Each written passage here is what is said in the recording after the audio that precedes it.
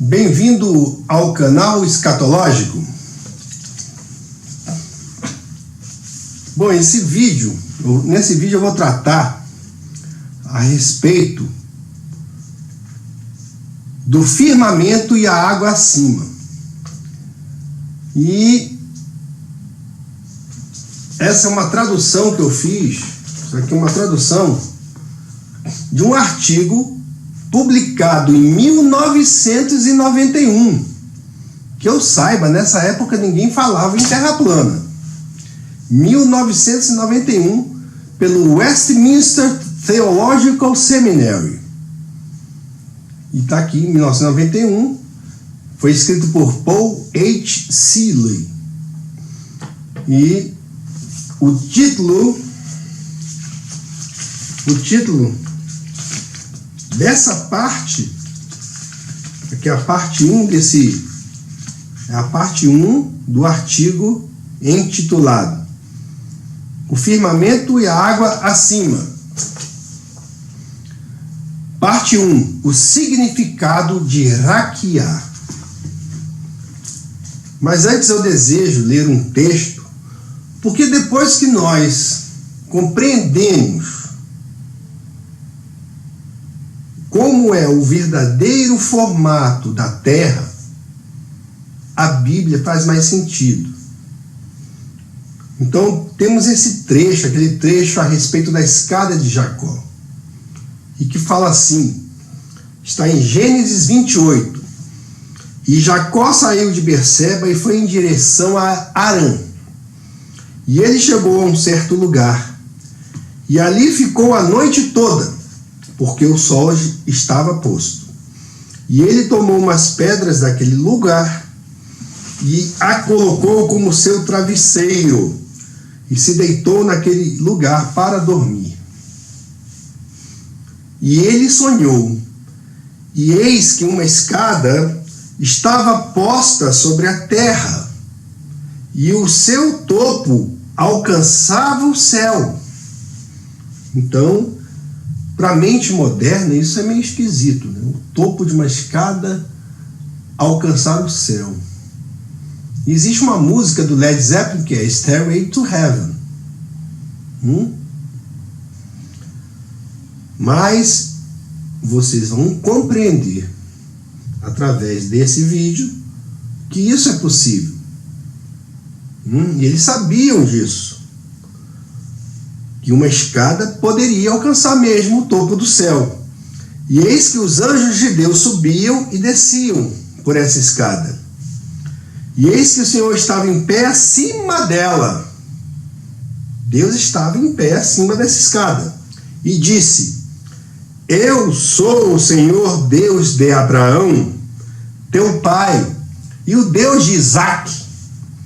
A terra em que estás deitado darei a ti e a tua semente, e tua semente será como o pó da terra, e tu serás espalhado para o ocidente e para o oriente, para o norte e para o sul, e em ti e em tua semente todas as famílias da terra serão abençoadas. E eis que estou contigo, e te guardarei em todos os lugares aos quais tu fores, e te trarei novamente a esta terra, pois eu não te deixarei, até que eu tenha feito aquilo que eu tenho falado. E Jacó despertou de seu sono e disse: Certamente o Senhor está neste lugar, e eu não o sabia. E ele estava temeroso e disse: Quão terrível é este lugar! Agora prestem atenção no que ele fala aqui. Este lugar não é outro senão a casa de Deus, e este é o portão do céu. O portão do céu. E Jacó levantou-se cedo de manhã, e tomou a pedra que tinha posto como seu travesseiro, e a colocou como um pilar, e derramou óleo no topo dela. E ele chamou o nome daquele lugar Betel, mas no começo o nome daquela cidade era chamada de Luz. Então vemos aqui, fala de uma escada alcançando o topo do céu e também do portão do céu. O significado de Raquiá em Gênesis, capítulo 1, versículos 6 a 8. O significado de Raquiá.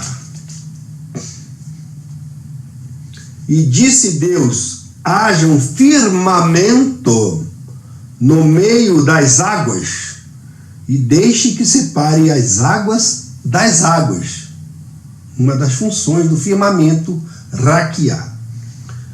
E fez Deus o firmamento, e separou as águas que estavam debaixo do firmamento, das águas que estavam acima do firmamento. E assim foi. E Deus chamou ao firmamento céu, e houve a tarde e a manhã, o segundo dia. O lexo padrão da língua hebraica e um número de modernos estudiosos bíblicos definiram o termo Raquiá, firmamento, de Gênesis 1, versículos 6 a 8, como uma cúpula sólida sobre a terra. Estudiosos conservadores, de Calvino até o presente, no entanto, definiram-no como uma expansão atmosférica. Alguns conservadores se esforçaram especialmente para rejeitar o conceito de uma cúpula sólida, com base no fato de que a Bíblia também se refere aos céus como uma tenda ou cortina, e que referências às janelas e colunas do céu seriam obviamente poéticas. É sempre a poesia, né? A palavra Raquiá, dizem eles, significa simplesmente expansão. Dizem que o entendimento da palavra Raquiá como sólido firmamento repousa na tradução da Vulgata, firmamento. E essa tradução repousa, por sua vez, na tradução da Septuaginta, que simplesmente refletia a visão grega dos céus na época em que os tradutores fizeram a sua obra. Então aí há a controvérsia, né? Surgiu essa controvérsia. A palavra Raquiá, definida como uma expansão atmosférica, é a visão histórica de acordo com os conservadores modernos. E a visão moderna de Raquiá como um domo sólido é simplesmente o resultado de forçar a linguagem poética bíblica a concordar com um conceito encontrado no épico babilônico Enuma Elish. A evidência histórica, no entanto, que apresentaremos em detalhes concretos, mostra que Raquiá foi originalmente concebido como relativo a algo, um céu sólido, e não como uma extensão meramente atmosférica. A evidência gramatical do Antigo Testamento, que examinaremos mais adiante, reflete e confirma essa concepção de solidez. O fato histórico básico que define o significado de Raquiá em Gênesis 1 é simplesmente o seguinte: todos os povos do mundo antigo pensavam no céu como sólido. Vocês já viram, vocês conhecem Asterix e o Gaulês, e no contexto daquela história em quadrinho, né, a única coisa da qual o Gaulês Asterix teme, a única coisa que ele teme, a única coisa da qual ele tem medo, é que o céu caia sobre a cabeça dele. Porque eles tinham essa concepção de que o céu poderia cair. Né?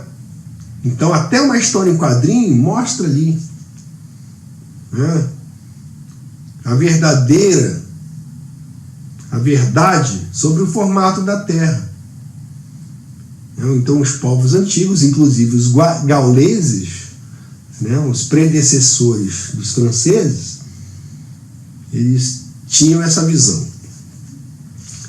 E a gente vê, né, muita coisa, desenho animado, falando sobre domo. Né? Se vocês conhecem aquele desenho animado lá do Galinho Chicken Little, né? Também fala isso. E a gente, né, os globolóides, eles veem aquele lugar do ver e não compreende, né, que os caras querem falar para eles. É só mesmo, eles falam na cara a verdade, e aí o pessoal continua acreditando nessa mentira aí do heliocentrismo, né? Então, uma forma de se constatar a eficácia da mentira em cima do gado é justamente mostrar para o gado a verdade e o gado não reconhecer. Então eles mostram na cara dura a verdade. E aí eles olham assim, né? Os que estão aí usufruindo alguma benesse por conta dessa teoria aí heliocêntrica, né? Eles olham assim um para o outro e falam: rapaz, realmente nós somos, enganamos os caras, mostramos que estamos enganando eles, e os caras continuam a pensar que eles estão, né, com a bola toda, né? Todos os povos do mundo antigo pensavam no céu como sólido. Este conceito não começou com os gregos. A questão, no entanto, surge na mente moderna, educada como é na natureza quase infinita do céu e do espaço. Então ele fala, este conceito não começou com os gregos, e que a questão, no entanto, surge na mente moderna, educada como é na natureza quase infinita do céu e do espaço. Vejam só, isso é em 1991. Ele está falando a educação, né, desde criancinha, a educação da mente atual das pessoas, né? Então os povos atuais são educados para pensar que o céu tem uma natureza infinita e também que existe um espaço infinito. Então, para esses caras, essas pessoas, né, surge justamente essa questão. Inclusive, os conservadores. Ele classifica como conservadores aqueles que advogam que a palavra raquiá não significa um céu sólido, mas uma expansão. A questão, no entanto, surge na mente moderna, educada como é na natureza quase infinita do céu e do espaço. Será que os povos cientificamente ingênuos realmente acreditavam em um céu sólido ou estavam apenas empregando o conceito mitológico ou poético? Vejam só, ele fala de povos cientificamente ingênuos. Esses povos não eram burros. Burros não eram, gente. Tem muito conhecimento aí que nós não temos.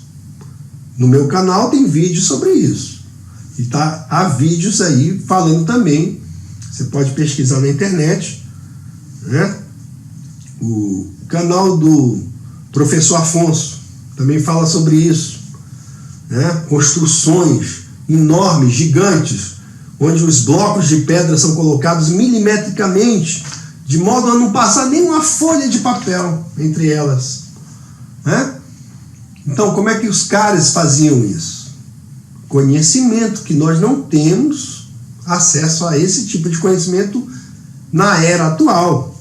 Então, os povos cientificamente ingênuos. Povos cientificamente ingênuos são os que não foram submetidos a uma constante doutrinação e lavagem cerebral para serem condicionados a ignorar a sua percepção real das coisas, para acreditarem nos preceitos do cientificismo ou da falsa ciência. Então, esses são povos cientificamente ingênuos. E isso os faz mais inteligentes. Né? Ingênuos e mais inteligentes. Você compreende isso? Você compreende que existe todo um aparato para poder formatar a mente das pessoas para que ignorem.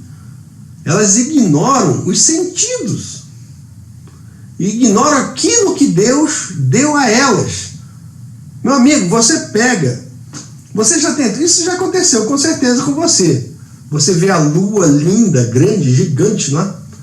Né? A lua. Você olha para a lua e vê, poxa, a lua hoje está bonita, está perto, né?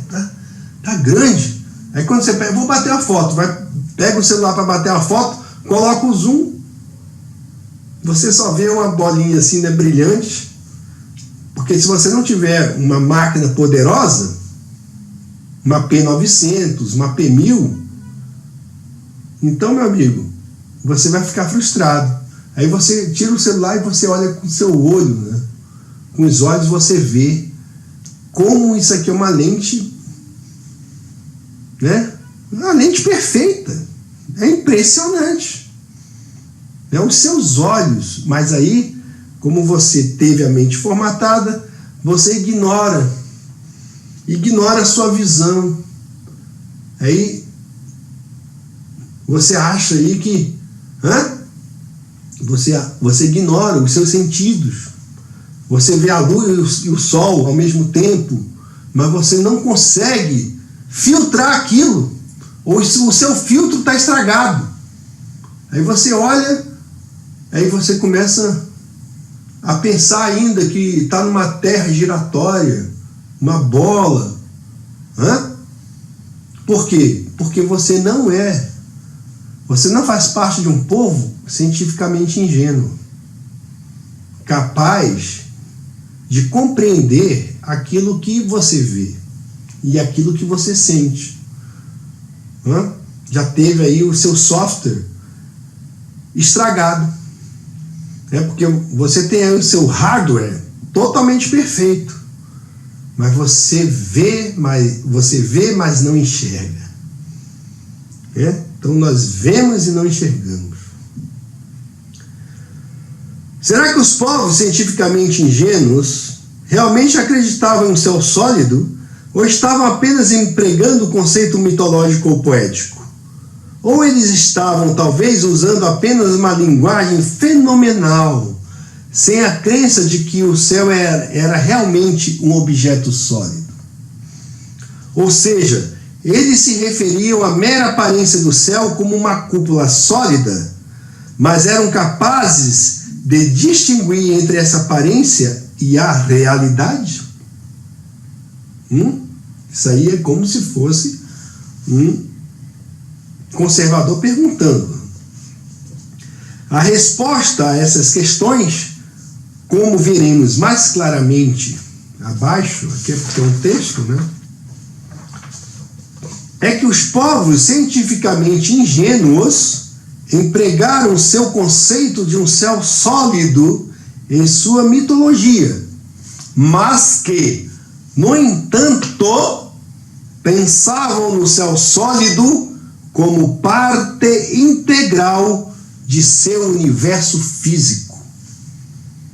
E é precisamente porque os povos antigos eram cientificamente ingênuos que não distinguiam entre a aparência do céu e seu conceito científico do céu, o conceito científico da atualidade. Porque essa falsa ciência manipuladora da realidade nos apresentou, nos apresenta constantemente um mundo falso, que não é real, algo irreal, uma mera ficção. Uma mera ficção. esses povos, não tinham motivo para duvidar do que seus olhos lhes diziam ser verdade. Vejam só, eles não tinham motivo para duvidar do que seus olhos lhes diziam ser verdade. E você também não tem motivo, a gente não tem esse motivo. O único motivo para isso foi fabricado. É uma falsa motivação, de uma falsa ciência, que vai contra todos os experimentos que definem o que é verdadeira ciência. Eles não tinham motivo para duvidar do que seus olhos lhes diziam ser verdade, a saber, que as estrelas acima delas estavam fixadas, acima delas, né? Acima dessas pessoas, o que as estrelas acima deles, desses povos, estavam fixadas em uma cúpula sólida e que o céu literalmente tocava a terra no horizonte. Assim, eles compararam a aparência com a realidade e concluíram que o céu deve ser uma parte física sólida do universo, assim como a própria Terra. Então, vamos continuar no próximo vídeo falando a respeito desse tema. Isso é apenas uma introdução. Então, ele desenvolveu aqui, foi um trabalho muito gratificante, embora um pouco árduo, né, para traduzir esse texto. É muito interessante, pessoal. Então,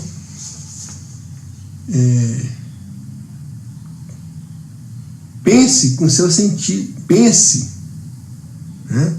com os seus sentidos também. Filtre, pense, aquilo que você capta com seus sentidos, você deve raciocinar com base nisso. Pensar com base nisso. E não pensar em termos, que eu diria assim, fantasiosos. A realidade física, aquilo que você vê, meu amigo. Você está vendo. Não despreze isso. Não despreze. Eu estive 8 dias em alto mar e sempre observando aquilo que a gente não consegue observar numa cidade. Eu não vi em nenhum momento o navio seguindo uma curvatura inexistente. Não vi em nenhum momento. Eu cheguei a perguntar, lá pro o rapaz lá que eles fizeram uma exposição. Eles fizeram a exposição,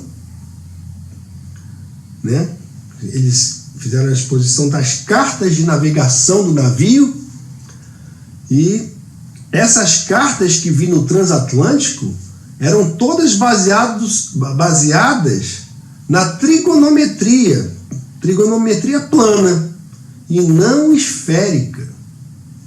Só vi modelos planos, não vi nenhum modelo esférico, são cartas. Aí eu conversando com o rapaz lá, o capitão, ele me falou que eles utilizam compasso para cálculos, e eu tirei fotos dessas cartas e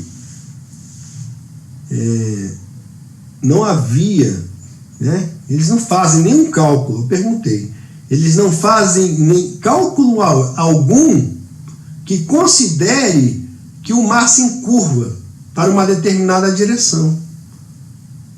Aí ele falou que nós tomamos como natural, para eles é natural, a navegação em uma superfície plana. Então eu estou lá em alto mar. Aí eu peguei a câmera e comecei a filmar, Filmei. A única curva que tem é do círculo aqui, Como se você está no meio de um prato gigante, lá no mar. Aí você vê o quê? Você filma e vê isso aqui, Mas a extensão é reta. Não é assim. Você não come num prato uma bacia, gente. Não é bacia. Não é uma bacia, é um prato. É um disco terrestre. Então é isso que a gente percebe. E o próprio capitão me falou, olha, nós consideramos que nós navegamos em uma superfície plana. Não existe isso aqui, o navio não vai fazendo isso assim, não, gente. Isso não existe. Não existe. Né? Então fica a dica. Né? Filtre. Né? Você raciocina e leva a sério aquilo que os olhos veem e percebem, seus sentidos. Que nós não estamos girando. Né? Não tem um vento, né? Arrancando peruca do povo aí. O vento já arrancou a minha. Porque estamos girando e girando. Né? Só que não.